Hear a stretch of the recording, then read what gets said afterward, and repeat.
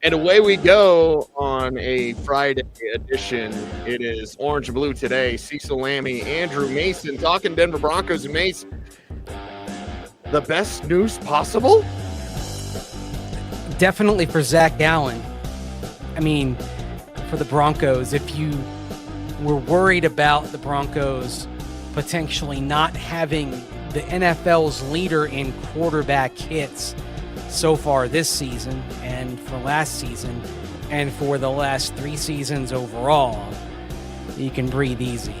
When you saw Zach Allen with a DNP, did not practice on the Thursday injury report, understandable to be nervous, but Zach Allen, full practice on Friday, good to go, will play Sunday because he doesn't even have a questionable injury designation on him. Zach Allen set to play on Sunday, still going to be wreaking havoc as he typically has done. So that's a great sign. So it's the good news, everyone, for the Broncos. We start with good news for Zach Allen. So it's not all good news on the defensive line, though. Right. Because DJ Jones, who's been one of the league's better run defenders so far this season, DJ Jones still out of practice. He missed the entire week of practice, so DJ Jones will not play in this game, still dealing with that ankle injury that he had in the fourth quarter.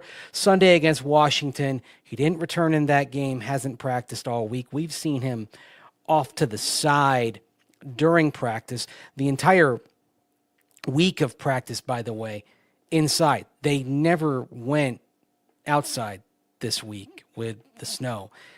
They stayed inside. Now, they still painted the Raiders logo on the outside practice fields because that's what Sean Payton does. He'll put the road team logo on when the Broncos go on the road just to get his players acclimated to that, but they never did go on the outdoor practice fields this week. It was entirely inside the field house. So DJ Jones did not practice all week. He was ruled out. Nate Adkins still hasn't practiced since he had that knee injury against the Cowboys. He was ruled out, and a couple of us in the media corps tried to get a little bit out of Sean Payton about the injuries at the end of the press conference today, and of course, Sean Payton was not biting as per usual, not giving anything. So there you go. Yeah, you got to shoot your shot, right? Shoot or shoot, right? I appreciate those questions being asked. They need to be asked, even though you know what the answer is going to be. It's still the whole thing of like, it's not like there's any harm in saying a little something like, oh, they're coming along fine. That it's his thing that's just a little bit curious. I've never been around a coach who would just not say anything during the season about an injured player like that, like injured players like that. Even Mike Shanahan, famously paranoid, would say things. In fact, of course, there's a quote that a lot of us that have been around the team for a while like to joke about when he would rattle off the injuries on the Monday after a game at his what they used to call the fireside chat press conference, because he would sit down in a chair and the media would sit around him. So it wasn't not like at a podium, so we just call it a fireside chat. And he would go through the injuries, and if a player had a minor injury, he'd just say the injury was little. Like, oh, he's got a little knee, he's got a little foot. And then one day came to Al Wilson, star linebacker who should be in the Ring of Fame. A lot of us agree on that. Yes. Al Wilson. Oh, Al's got a little groin. Let that one breathe a little bit out there. I missed the fire. We did it with Foxy. We didn't do it with Josh. Shocker. It stopped for Josh McDaniels. It returned with Foxy. Everything about kind of the way things were done with Shanny pretty much came back with Foxy. Like those 2 seasons with Josh in terms of media protocol was almost like they'd never happened. They went back to almost everything went back to the way it was with Mike. And then Gary Kubiak didn't do the fireside. He stood at the lectern at the head of the room, and so did Vance Joseph, and then so did Vic Fangio. We're never going back. And so did Nathaniel and then Nathaniel Hackett was also at the lectern, and now Sean Payton, the day after games, is on a conference call. So, and wasn't it Hackett that turned our media room into a game room? Yeah, that they don't even use now. Well, they use it for different things now. It's like it's not a game room. Not a game room. No, it was a barely used game room when Nathaniel Hackett was there, and now it's. I think they have like some barber chairs in there, so like when they bring in stylists and barbers to cut players' hair, they have it done in there. So they do other things in there, but yeah, it's funny that they've really been kind of figuring out they've been going through all these contingency plans for the media the last couple of years and like where to put them, and it's been chaotic because of the facility construction. And if Nathaniel Hackett had not moved the media room, nothing, they wouldn't have had to do anything. Yep.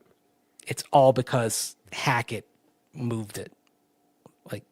It's the one lingering after effect of the chaos of the Nathaniel Hackett era is the media room. I feel like William Shatner, like, con, Hackett. I had worked hard to get my own spot with our names. That used to be a big deal for me, Mason. Yeah.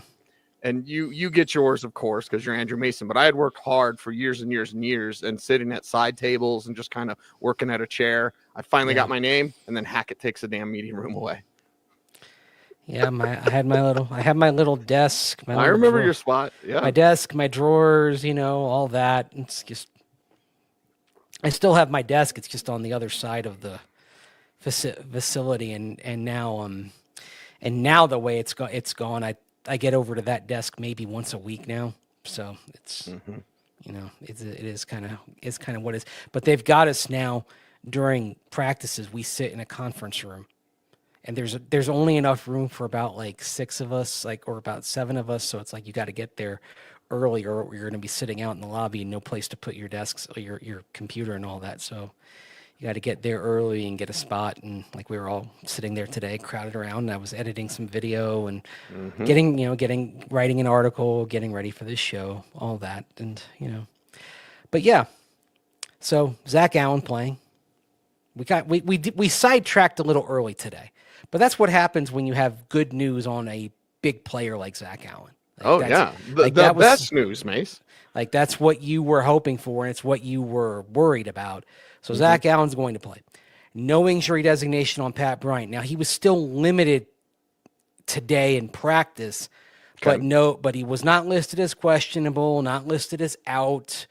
So that's a good sign for Pat Bryant. We walked into the field house, and when I took attendance, as I always do, that's the first guy I was looking for was Pat Bryant. And so that was a good sign that we saw him out there. So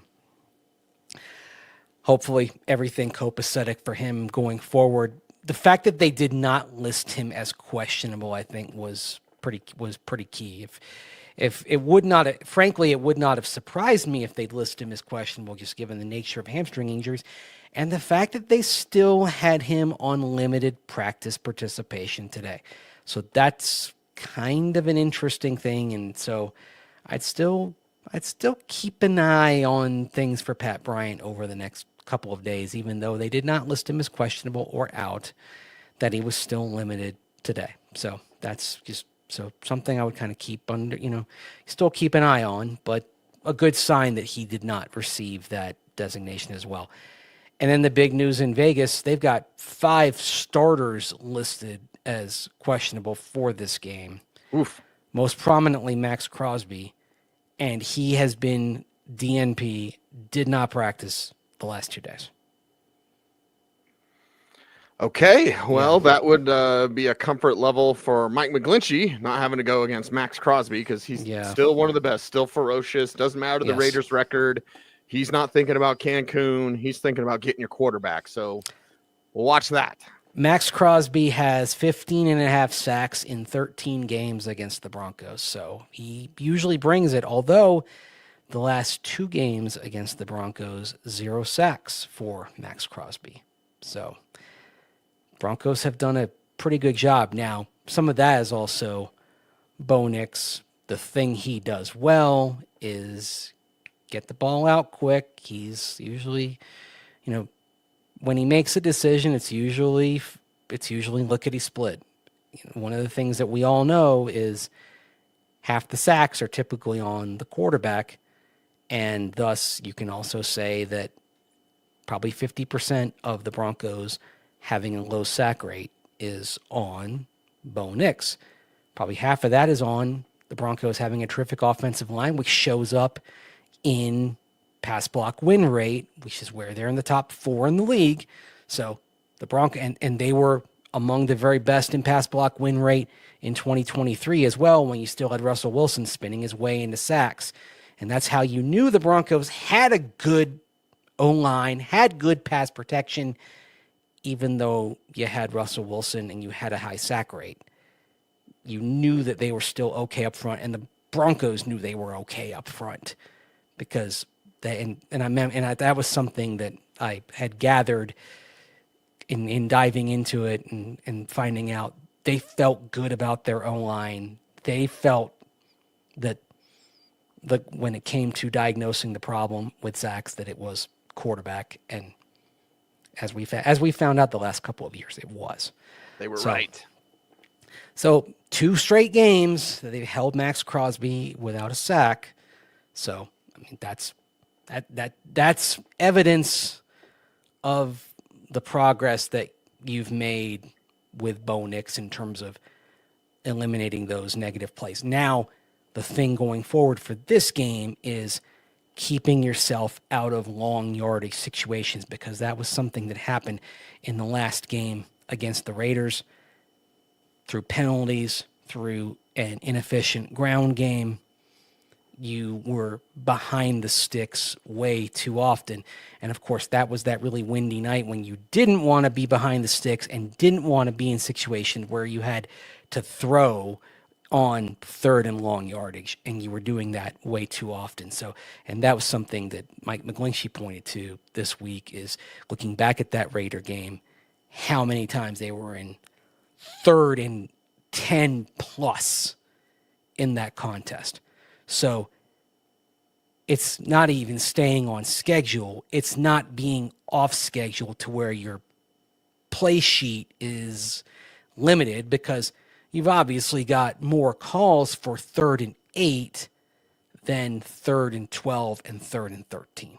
3rd and 8, you've got plenty of options to get out of that. 3rd and 12, 3rd and 13, you're operating from a limited menu. Well, the Broncos got some good news on their injury report. Couple of more ideas I want to run past you, Mace. But here on a Friday, of course, we got our Saturday game plan show. Will be very robust. But here on Friday, let's hear a word from our sponsor before I toss you a couple more questions. At Ramos Law, they believe in building long-term relationships with their clients. It's never just a transaction. Their motto says it best. Ramos Law. What makes us different makes us better. And it's so true. Ramos Law, uniquely built to fight for you. All right, Mace, with Pat Bryant, not having that questionable tag, but still being limited, and he had just seen those snaps increase more so than Troy Franklin. Doesn't it make sense that maybe it goes back to what it was a few weeks ago, where Franklin plays more snaps than Bryant? Perhaps, but if also you want to get the blocker out there, that may mean, at least for this game, you see a little more of Lil Jordan Humphrey, because you want to have the better blocking element that LJ provides. So it may not be as simple as just saying, all right, Troy Franklin's going to get more of those snaps. Sean Payton may want the blocking element, especially because if you do have RJ Harvey, who has the tendency to bounce it outside a little bit more, maybe you don't like the bouncing outside as a little bit more. Maybe you don't like that as much, but you do have to lean into it a little bit, and that's why you're going to need that wide receiver blocking on the edge. So you might have to go with LJ if you have to limit Pat Bryant's snaps because you're concerned about the hammy. It may be LJ that naturally gets a few more reps if you do take some reps from Pat Bryant, at least for this game. Okay, and then another snap count question about Zach Allen. Yes, not on the injury report. Maybe a couple, 5 fewer snaps, something, a little bit less than what we're normally used to. Well, Zach Allen, it was something that came up today, and I even asked Sean Payton a little bit about it in the follow-up. Zach Allen's snaps are down this year. He was at 89% last year. He's at 73% this year. Now, they went back up last week. They were at 81%. But if you look at the 4 previous games, Cease, in terms of Zach Allen's snap count, just to go by percentages, 60%, 66%, 58%, 66%. So they've gotten it under control. And the 2 games prior to that were 70% and 70%. The first 5 games of the season, he was at 81, 79, 80, 79, 85. So it's something that they had gotten to a manageable level until last week. So I think with Zach Allen, I think it's as simple as just getting the snap count back where it was there. Not even where it was on October, for most of October. I'd say just get it where it was through the first 3 games of November before the bye, the Houston, Vegas, and Chiefs games when it was at 66, 58, and 66%. So be thinking 2/3 or less for Zach Allen if you want to sort of have a number in mind. 2/3 or less, and maybe even be thinking right around 60%. And a good way to think of this, if you're Sean Payton, Vance Joseph, to kind of have it in mind, 60% is what you're roughly coming up with for Nick Bonito and Jonathan Cooper most weeks. They're most games, they're right around 60% with Dondre Tillman, Jonah Ellis, or the weeks when Jonah Ellis is hurt, Q Robinson. They're getting about 40%. Tells you how much they trust their reserves on the edge. So just maybe the trick for Zach Allen while he's dealing with this calf issue is just maybe throttle him back to the level analogous to where you've got Nick Bonito and Jonathan Cooper. And hey, you've got John Franklin Myers. You have Eni Awazurike, who's been very good against the run. You'd like to get a little more push from him in the pass rush, but he's been a plus player against the run. Sean Payton was talking about him today. And in this game, I'll be curious to see if it's Jordan Jackson or Savion Jones, because the last time the Broncos did bring up one of those 2 guys, it was Jordan Jackson. Savion's only played the 1 game so far. It's been Jordan Jackson who got the extra nod for 4 games this year, and he got the most recent nod back in week 5. Savion Jones got the call up from the inactive list in week 4. So fascinated to see which one of those they choose to bump up with DJ Jones down. And we will see that come to fruition on Sunday. Mace, you ready to wrap up Friday's show? Have a great weekend. Yeah, off to the desert, off to Vegas. This is the Broncos' 6th game in Las Vegas. They finally got their first win last year after 4 defeats, so they're looking to extend their winning streak to 2 out there in the desert. So we'll see. At least the last game in Oakland was a loss. They ended on a losing streak. They lost in 2016, 2017, the chain game, 2018 and 2019. They had quite the losing streak on the road going against the Raiders until last year. Mm-hmm. Okay. All right, that is a wrap for today's program. Mace, before we're out of here, how can folks help us out on YouTube? Like, comment, share, subscribe, hit that notification bell so that you never miss a vid. That's right. He is Andrew Mason. You follow him on all the socials at Mace Denver. I'm at Cecil Lammey saying OBT's BFD. Thank you very much for watching. Stay tuned, and would you please, as always, stay